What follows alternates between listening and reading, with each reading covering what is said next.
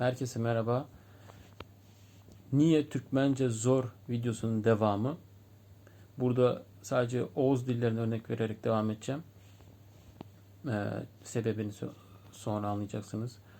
Bakın şimdi Azerbaycan Türkçesinde senin önündeki, Türkiye Türkçesinde senin önündeki.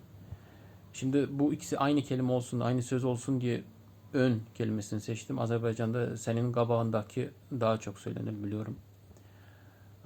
Şimdi ilk önce Batı Oğuz dillerinde art damaksı genizden söylenen ng sesi yok. Standart dilde. Ağızlarda olabilir. Bu yüzden bir yabancı için bunları senin önündeki, senin önündeki söylemek kolay olabilir. Ama bunu Türkmence söylediğimiz zaman işler biraz zorlaşır. Şimdi bakın.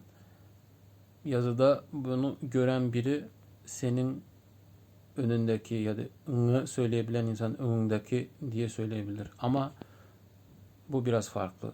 Dediğimiz gibi S diş arası söyleniyor. Senin önündeki. Yani daki eki Türkmence'de ünlü uyumuna göre daki ya da daki diye uzun söylenir. Bu zaten uzun oluyor bizde. Uzun sesi oluyor. Deki aslında bizde daki diye uzun söylenir. Onu kısa söylediğin zaman tuhaf kaçar. Yani bunun doğru söylenişi senin önündeki. Ng sesini söylemen için bu zaten çok zor olur.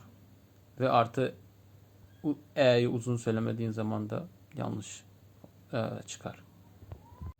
Kalın ünlülerden, ünlü bir sözden örnek verelim. Senin kanındaki. Türkiye Türkçesinde senin kanındaki.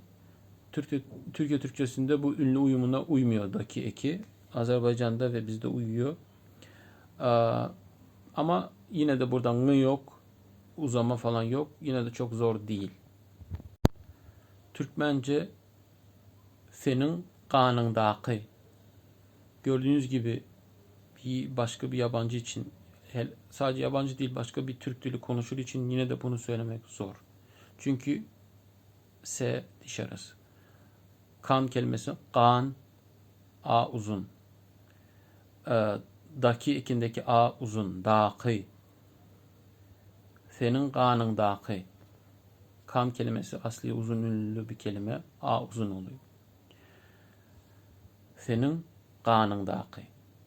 İşte bunu diş arası söylemesem bile senin kanındaki diye söylemen gerekiyor en azından. Bunu senin kanındaki dersen bu tamamen yanlış. Tuhaf çıkar.